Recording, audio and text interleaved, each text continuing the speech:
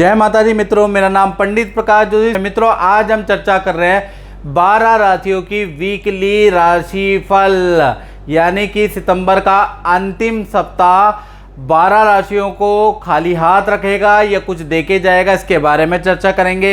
यानी 25 सितंबर से लेकर 1 अक्टूबर 2023 के बीच में क्या ग्रह गोचर हो रहे हैं और 12 राशियों को क्या निर्णय लेना चाहिए, क्या ग्रह का रिजल्ट मिलेगा, इस कार्यक्रम में इसके बारे में चर्चा करेंगे। सबसे पहले 25 सितंबर से लेकर और 1 अक्टूबर यानी इस सप्ताह क्या अनोखी व्रत त्योहार की घटना होगी, इसके बारे में थोड़ा बहुत मैं आपको बताता हूँ, बाकी मैं वीडियो बनाऊंगा तो आपको बताऊंगा।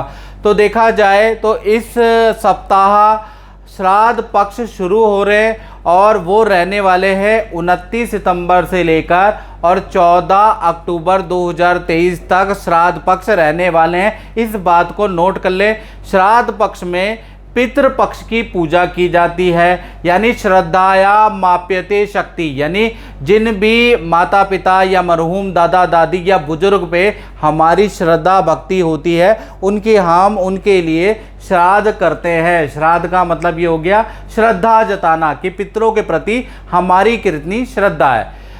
चलिए अब बात कर लेते हैं इसकी डेट की। तो 29 सितंबर को देखा जाए तो पूर्णमासी श्राद्ध, याद रखिएगा इसे महालय श्राद्ध भी कहा जाता है। इसमें दादा दादी या नाना नानी या परदादा या वृद्ध व्यक्ति का इसके अंदर श्राद्ध किया जा सकता है। यदि उनके कुल में कोई वारिस ना हो तो आप पूर्णमासी श्राद्ध भी कर सकते हैं, याद रखिएगा। उसके बाद 30 सितंबर को देखा जाए प्रतिप्रदा श्राद्ध है और 30 सितंबर को थोड़ा कन्फ्यूजन रहेगी, इसलिए मैं आपको क्लियर कर दूं, क्योंकि 30 सितंबर को एक तो प्रतिप्रदा पड़वा का श्राद्ध है और द्वितीय का श्राद्ध भी 30 सितंबर को, यानी 12:30 बजे से पहले आप प्रतिपदा का श्राद्ध करेंगे, उसके बाद आप द्वितीय का श्राद्ध करेंगे। उसके बाद 1 अक्टूबर को देखा जाए तो 1 अक्टूबर को तृतीय श्राद्ध है, 2 अक्टूबर को देखा जाए तो चतुर्थी श्राद्ध है, 3 अक्टूबर को देखा जाए तो पंचमी श्राद्ध है। इसी तरह से 9 अक्टूबर और 10 अक्टूबर को भी आपको कन्फ्यूजन रहेगा कि एकादशी श्राद्ध कब आपको मनाना चाहिए। तो 9 और 10 दोनों दिन ही एकादशी श्राद्ध आप मना सकते हैं, याद रखिएगा। 11 अक्टूबर को द्वादशी श्राद्ध है। श्राद्ध याद रखिएगा सही तिथि पर ही किया जाना चाहिए, तभी पितरों तक पहुंचता है, याद रखिएगा।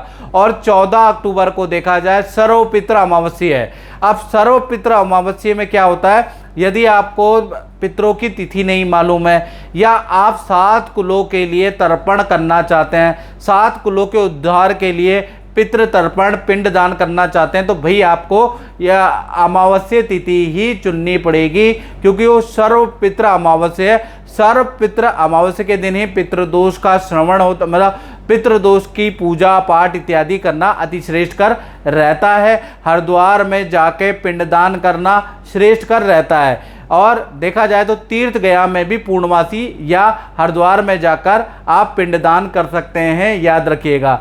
विशेष क्या है इस श्राद्ध में, यदि कोई सुहागन औरत या स्त्री मरी है या उनको मोक्ष प्राप्त हुआ है तो उनका श्राद्ध, बहुत लोगों को कन्फ्यूजन होता है, तो उनका श्राद्ध हमेशा नवमी में किया जाता है, यानी वो नवमी आ रही है 8 अक्टूबर 2023 को, याद रखिएगा। अगर कोई सुहागन व्यक्ति महिला का मोक्ष हुआ है तो याद रखिएगा। इसी प्रकार से किसी को अकाल मृत्यु है, यानी कि ऑपरेशन से, लंबी बीमारी से या कैंसर या भयंकर बीमारी से कोई पीड़ित है, या छत से गिर के या अकाल मृत्यु एक्सीडेंट से गिर के कोई व्यक्ति मरा है, तो उसके लिए उस तिथि का तो आपको श्राद्ध करना ही करना चाहिए। और शांति के लिए चतुर्दशी तिथि का भी श्राद्ध करना है उसका, यानी 2 तिथियों में अगर आप श्राद्ध करेंगे तो काफ़ी अच्छी रहेगा। चतुर्दशी तिथि देखा जाए तो 13 अक्टूबर को है और अमावस्या 14 अक्टूबर को, याद रखिएगा। तो ये था आपका इस सप्ताह का श्राद्ध पक्ष का पूरा चार्ट आप देख सकते हैं, मैंने चार्ट भी लगा दिया है, उसके अनुसार जो भी आपके कंफ्यूजन है वो दूर कर दिया है। अब बात कर लेते हैं साप्ताहिक राशि फल के बारे में। धनु राशि की बात करें तो ये सप्ताह कैसा रहने वाला है इसके बारे में बात करें। सबसे पहले हेल्थ के बारे में, तो ये हेल्थ के लिए ये सप्ताह अच्छा नहीं है। हाथ पैरों में दर्द की प्रॉब्लम, हड्डियों में दर्द, मोच की संभावना इस सप्ताह बन रही है। धन के लिए देखा जाए तो ये सप्ताह बड़ा बिजी रहने वाला है, दौड़ा भागी बहुत ज़्यादा रहने वाली है, यानी एक शहर से दूसरे शहर धन कमाने के लिए दौड़ा भागी सप्ताह रहेगी। मेहनत से धन प्राप्त होगा, याद रखिएगा। करियर के बारे में बात करें तो इस सप्ताह देखा जाए करियर में किसी स्त्री से आपका वाद विवाद हो सकता है, कुछ काम आपके कैंसिल हो सकते हैं, कुछ क्लाइंटों से आपके वाद विवाद हो सकते हैं। इस सप्ताह करियर के लिए बहुत अच्छा नहीं है। रिलेशनशिप के लिए बात करें तो रिलेशनशिप में जो आपके पार्टनर है उनके सरकारी दफ्तर के या बैंक के चक्कर लग सकते हैं। माता पिता से संबंधित कुछ परेशानी, यानी आपके पार्टनर के आपके माता पिता से वाद विवाद रहेंगे, घर में थोड़ा क्लेश बढ़ सकता है, ऐसा योग इस सप्ताह बन रहा है।